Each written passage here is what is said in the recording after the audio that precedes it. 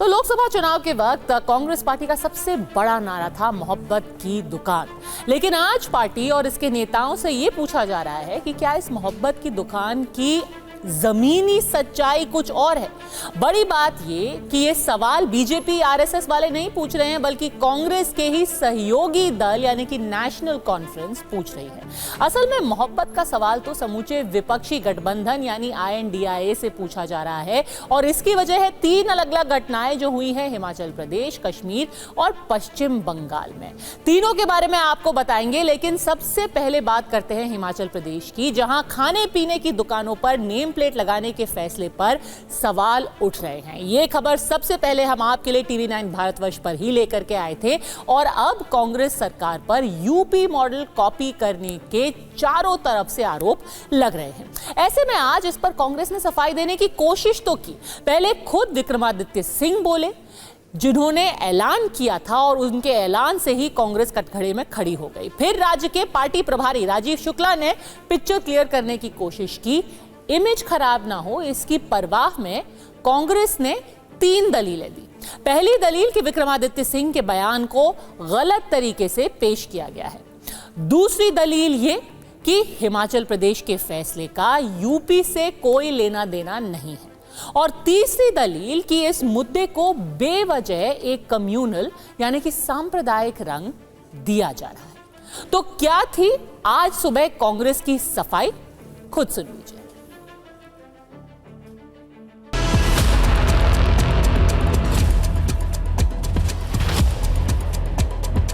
Party हमारे साथ है और हम पार्टी के व्यक्ति हैं। इसमें कोई पार्टी की नाराजगी की बात नहीं है। हमने जो भी बात है वो हम अपने नेताओं से हर विषय पे बात करते हैं। इस पे भी बात हुई है और विषयों पे भी बात होगी। इसकी एक बॉडी बनाई गई है, उस पर डेलिब्रेशन होनी है। उसमें बीजेपी के भी विधायक है, कांग्रेस के भी विधायक है, कांग्रेस के भी मंत्री हैं। कोई भी हिमाचल में आकर रोजगार प्राप्त कर सकता है, मगर प्रदेश के लोगों के कंसर्न्स का ख्याल रखना ये सरकार का दायित्व बनता है, सरकार की जिम्मेवारी।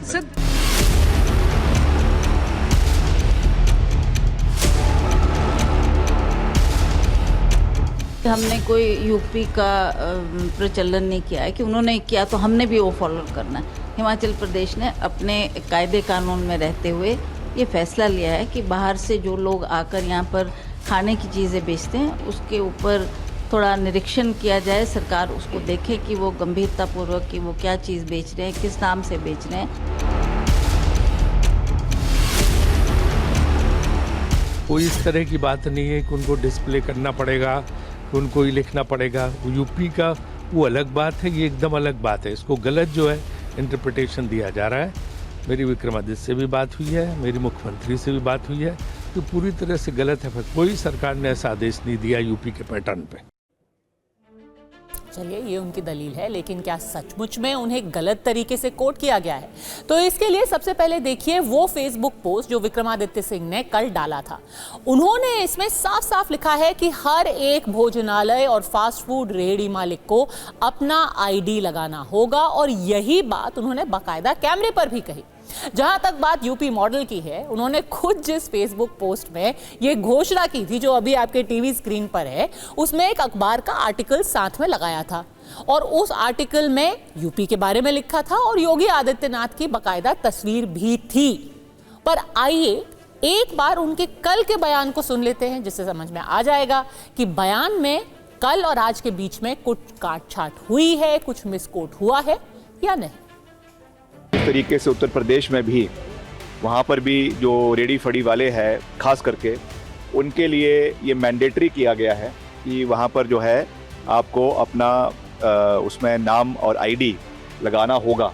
तो हमने भी इसको यहाँ पर पूरी मजबूती से लागू करने का निर्णय किया है, क्योंकि अब ये स्ट्रीट वेंडिंग कमेटी बन चुकी है, तो उससे ID दिया जाएगा और वो उनको डिस्प्ले करना पड़ेगा।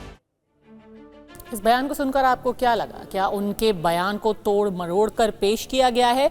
उल्टा खुद विक्रमादित्य सिंह ने कल उत्तर प्रदेश का नाम लेकर के कहा कि जैसे यूपी में उत्तर प्रदेश में रेहड़ी पटरी वालों को यह निर्देश दिया गया है, वैसा ही हम यहां पर भी कर रहे हैं। तो कोई काट-छाट नहीं हुई। असल में हिमाचल में सरकार कांग्रेस की, लेकिन मॉडल बीजेपी की यूपी का। इस पर विक्रमादित्य सिंह जब घिर गए तो उन्होंने अपने योगी की फोटो वाले फेसबुक पोस्ट को ही एडिट कर दिया।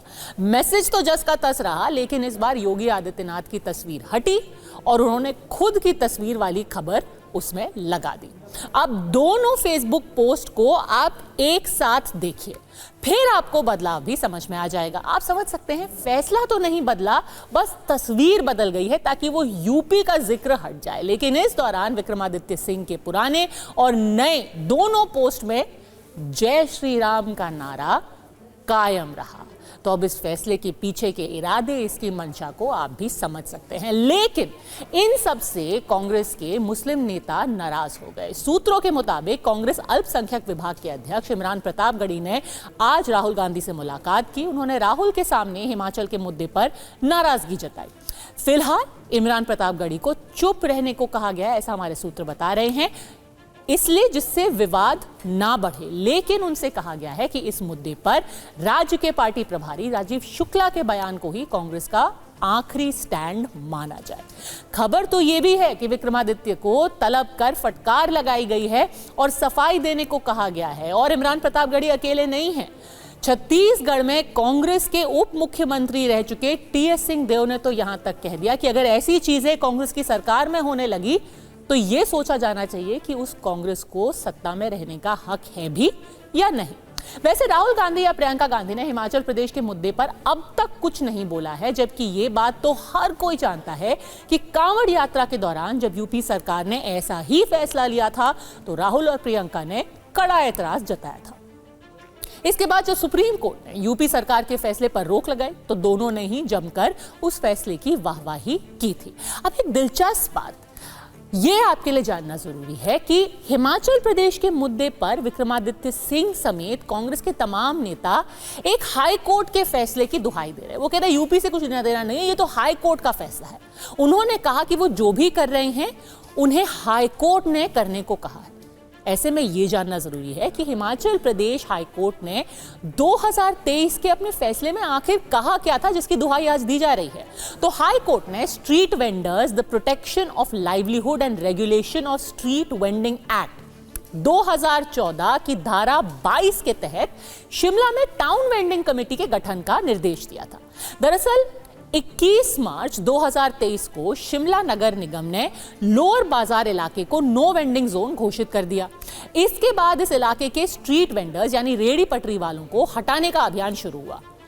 इस पर हाई कोर्ट ने टाउन वेंडिंग कमेटी की गैर मौजूदगी में किसी इलाके को नो वेंडिंग जोन घोषित करने के फैसले को गलत करार दिया था। अदालत ने टाउन वेंडिंग कमेटी के साथ ही डिस्प्यूट रिड्रेसल मैकेनिज्म यानी शिकायतों के समाधान की व्यवस्था करने का निर्देश दिया था। साफ है कि हाई कोर्ट ने टाउन वेंडिंग कमेटी बनाने का आदेश दिया था। इसमें कहीं भी यह नहीं लिखा गया है कि स्ट्रीट वेंडर्स को अपनी आईडी दिखानी पड़ेगी। मतलब कि कोर्ट ने रेहड़ी वालों को नाम पता बनाने का कोई निर्देश नहीं दिया था। तो ये दलील कुछ सही नहीं लगती। वैसे ज्यादा दिन नहीं बीते जब सीएए को लेकर विपक्षी दलों ने कागज नहीं दिखाएंगे वाले नारे का समर्थन किया था। कांग्रेस का भी यही स्टैंड था। लेकिन अब हिमाचल प्रदेश सरकार भी यूपी सरकार की तर्ज पर नाम तो बताना पड़ेगा कि नीति अपना रही है। ऐसे में सवाल ये कि क्या वाकई खाने पीने की दुकानों के लिए हिमाचल प्रदेश और उत्तर प्रदेश ने एक जैसा नियम बनाया है? आइए देखते हैं। हिमाचल प्रदेश सरकार के मंत्री विक्रमादित्य सिंह के मुताबिक खाने पीने की दुकानों पर दुकानदार का नाम लगाना अनिवार्य होगा। इससे एक दिन पहले यूपी सरकार ने भी खाने पीने की जगहों पर मालिक और मैनेजर का नाम पता लगाना अनिवार्य कर दिया था। हिमाचल प्रदेश में रेहड़ी पटरी वालों को पहचान पत्र दिखाना होगा। यूपी सरकार ने भी खाने पीने की दुकानों के हर कर्मचारी का पुलिस वेरिफिकेशन अनिवार्य कर दिया है। हिमाचल प्रदेश के मंत्री के अनुसार खाने पीने की चीजें साफ और शुद्ध मिलें, इसके लिए यह फैसला लिया गया है। तो यूपी सरकार ने भी खाने पीने में गंदी चीजों की मिलावट पर कड़ी कार्रवाई का ऐलान किया है। यही वजह है कि कांग्रेस से उसकी सहयोगी सवाल पूछ रहे हैं। नेशनल कॉन्फ्रेंस के प्रवक्ता इमरान नबी डार ने कांग्रेस से सवाल किया। उन्होंने कहा, जब इनसाइडर आउटसाइडर मुद्दे को लापरवाही से ऐसे कैजुअली उठाया जाए, खाने पीने की दुकान चलाने वालों को आईडी दिखाने को कहा जाए, तो ये निश्चित तौर पर हिमाचल प्रदेश में मुस्लिम समुदाय को और ज्यादा हाशिए पर धकेल देगा। मुझे आश्चर्य है कि राहुल गांधी और दूसरे नेता कांग्रेस सरकार की इस कार्रवाई से वाकिफ हैं, जो कि बीजेपी सरकार जैसी है। जम्मू कश्मीर में इन दिनों विधानसभा के चुनाव हो रहे हैं। नेशनल कॉन्फ्रेंस और कांग्रेस यहां मिलकर चुनाव लड़ रही है। गौर करने वाली बात है कि इसी राज्य के चुनाव प्रचार में, क्योंकि एक नेशनल कॉन्फ्रेंस के प्रवक्ता कह रहे हैं कि ये बाहरी और लोकल वाला मुद्दा क्यों उठाया जा रहा है, ये मुसलमान इससे खुद को घिरा हुआ महसूस करेंगे हिमाचल प्रदेश में। पर कश्मीर में चुनाव प्रचार के दौरान खुद कांग्रेस ने ही स्थानीय बनाम बाहरी का मुद्दा उठाया था। आजकल ये जो डिसीजन है आप लोग नहीं लेते हो, बाहर के लोग आकर आपके लिए ये डिसीजन ले रहे हैं। यहां पे राजा बैठा रखा है, लेफ्टिनेंट गवर्नर है, वो राजा है, वो बाहर का है, वो जम्मू कश्मीर का नहीं है। और जम्मू कश्मीर के लोगों के दिल में जो है, जो विकास जम्मू कश्मीर के लोग चाहते हैं, ये व्यक्ति कर ही नहीं सकता है। अब आपको लेकर के चलते हैं एक ऐसे राज्य में, पश्चिम बंगाल में, जहां कांग्रेस की एक और सहयोगी टीएमसी की सरकार है। लेकिन यहां बिहार के छात्रों के साथ क्या सलूक हो रहा है, पहले आप देखिए इस वीडियो में।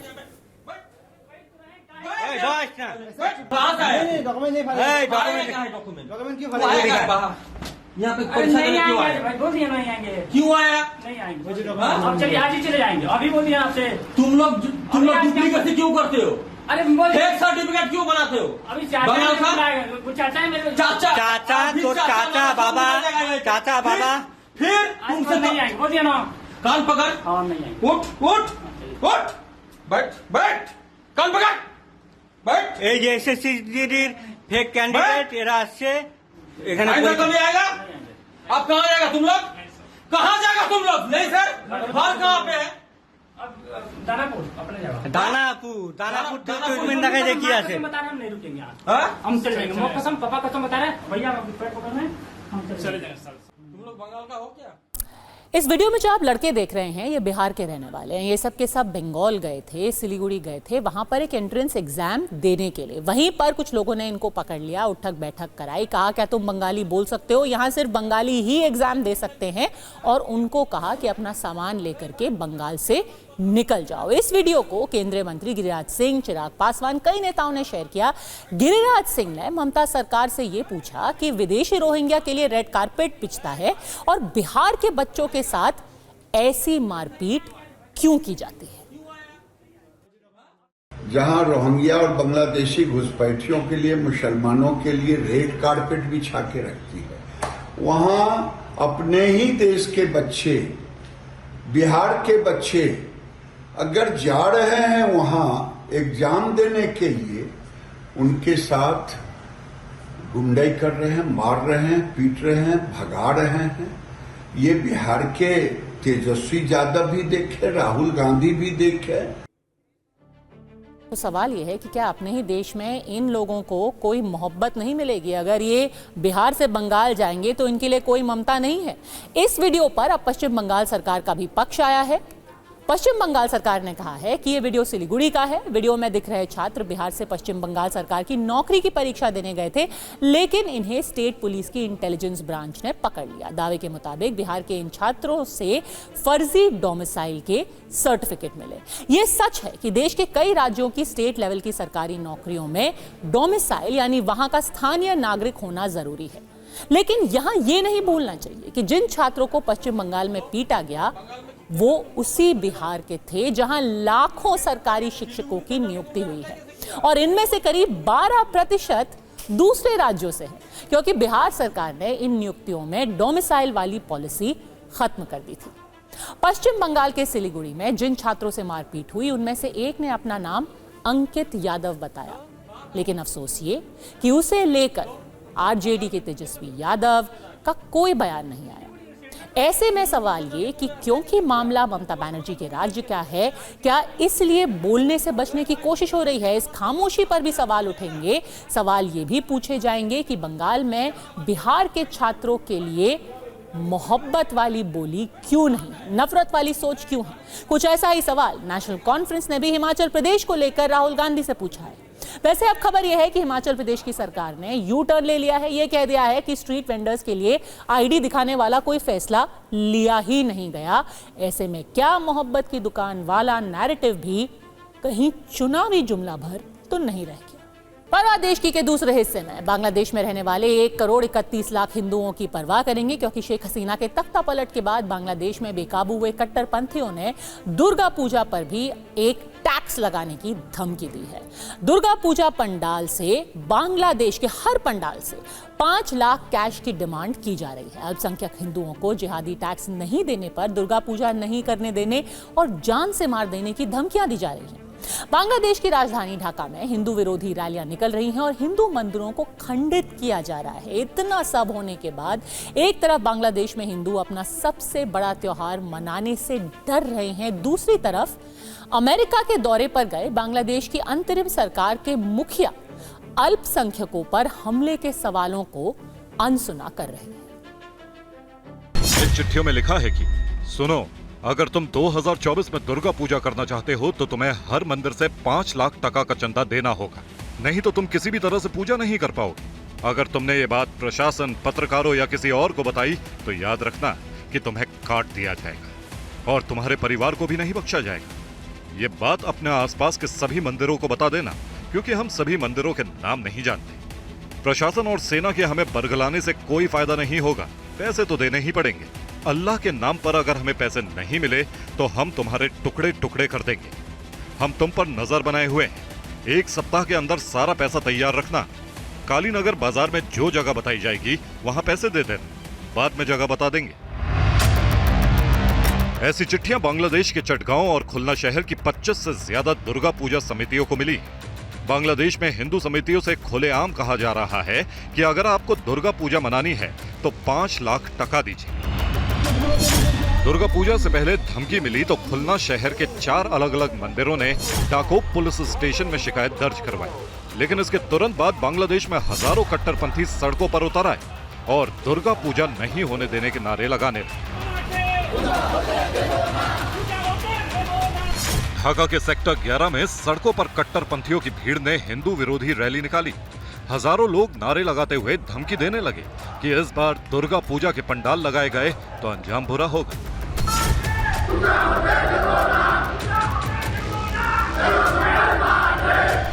बांग्लादेश में 1,31,00,000 हिंदू रहते हैं।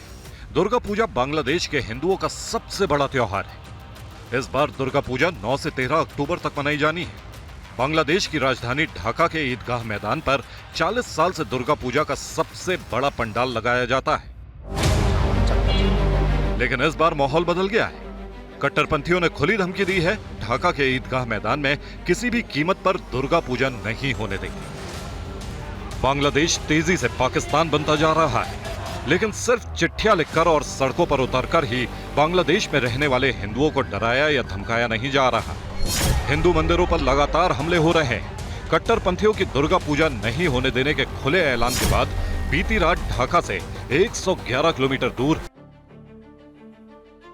आजकल मोहम्मद यूनुस न्यूयॉर्क में संयुक्त राष्ट्र महासभा में भाग लेने गए हैं। वहां होटल के बाहर जब भारतीय मीडिया कर्मियों ने उनसे अल्पसंख्यकों पर हो रहे हमलों को लेकर सवाल किए तो उन्होंने सवाल को अनसुना कर दिया। बांग्लादेश में हो रहे खून खराबे और अल्पसंख्यकों पर अत्याचार को लेकर अमेरिका में मोहम्मद यूनुस के होटल के बाहर प्रदर्शन भी हुआ।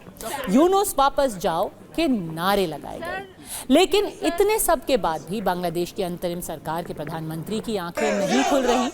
उनकी सरकार ऐसे निर्णय ले रही है जिससे बांग्लादेश में रह रहे अल्पसंख्यकों की मुश्किल कम होने की बजाय और बढ़ जाएगी।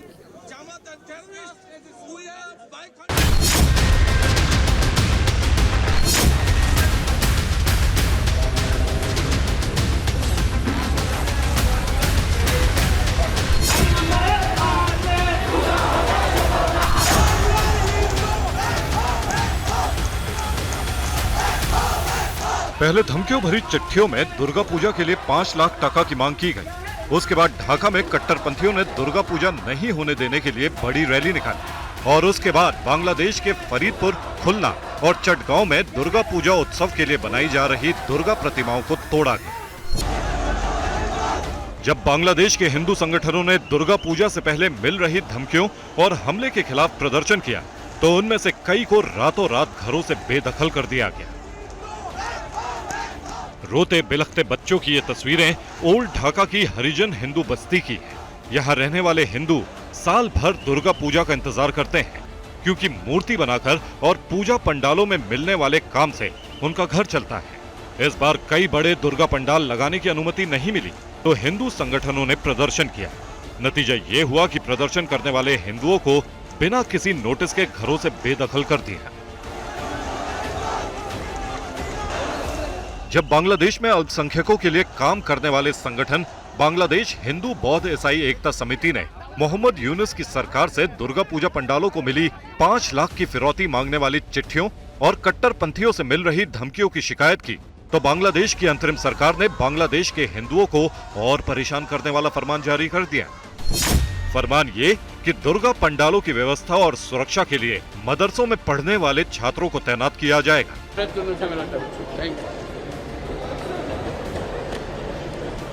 यानी यूनुस सरकार ने जमाते इस्लामी के कट्टरपंथियों का काम और आसान कर दिया।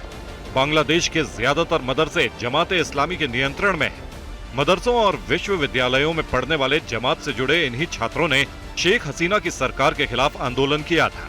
इसलिए दुर्गा पूजा उत्सव में मदरसे के छात्रों की तैनाती की खबर ने दुर्गा पूजा समितियों की मुश्किल बांग्लादेश के हिंदू दुर्गा पूजा पंडालों की सुरक्षा व्यवस्था में मदरसे के छात्रों को कतई नहीं चाहते। बांग्लादेश के हिंदू संगठनों का कहना है कि ऐसा निर्णय लेकर मोहम्मद यूनुस सरकार बांग्लादेश के अल्पसंख्यक हिंदुओं के खिलाफ कट्टरपंथियों के षड्यंत्र को दुर्गा पूजा करने के लिए 5 लाख टके की मांग करने वाली धमकी भरी चिट्ठियों ने वहां रहने वाले अल्पसंख्यक हिंदुओं को पहले ही परेशान कर दिया था। लेकिन दुर्गा पंडालों में जमाते इस्लामी के कंट्रोल वाले मदरसों के छात्रों की ड्यूटी लगाने के फैसले ने यूनुस सरकार की मंशा जाहिर कर दी है। इसीलिए बांग्लादेश के हिंदू संगठन दुर्गा पूजा पंडालों में मदरसों के छात्रों की जगह सुरक्षा में पुलिस और सेना लगाने की मांग कर रहे हैं। Bureau report, TV9 Bharatvarsh. पर बांग्लादेश के हिंदू सिर्फ इसीलिए प्रदर्शन नहीं कर रहे क्योंकि उनसे ये टैक्स मांगा जा रहा है, वो सुरक्षा की मांग भी कर रहे हैं क्योंकि उन्हें डर है कि दुर्गा पूजा में कट्टरपंथी उनके खिलाफ ठीक वैसी साजिश करेंगे जैसे कि अक्टूबर 2021 के दौरान हुई थी।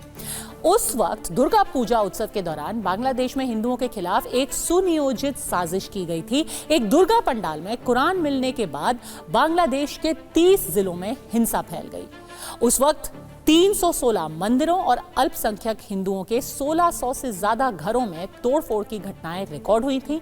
इन हमलों की जांच में पता चला कि इकबाल हुसैन नाम के कट्टरपंथी ने जानबूझकर एक दुर्गा पूजा पंडाल में एक प्रतिमा के नीचे पवित्र कुरान रख दी थी और सोशल मीडिया पर उसकी तस्वीर वायरल कर दी थी। बांग्लादेश में कट्टरपंथी इस कदर हावी हो गए हैं कि उन्होंने सेना का भी अब इस्लामीकरण शुरू कर दिया है। बांग्लादेश की सेना में अब महिला सैनिक हिजाब पहने नजर आ रही हैं और इसको लेकर सेना की तरफ से निर्देश भी जारी कर दिए गए हैं। पहली बार बांग्लादेश की आर्मी में महिला सैनिकों को हिजाब पहनने का ऑर्डर हुआ है।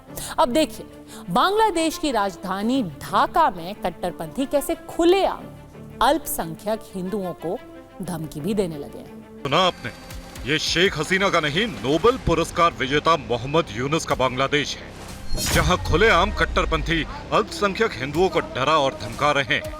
बांग्लादेश में 1 करोड़ 31 लाख हिंदुओं को बार बार बताया जा रहा है कि ये शेख हसीना का बांग्लादेश नहीं है और इस बांग्लादेश में हिंदुओं की कोई जगह नहीं है।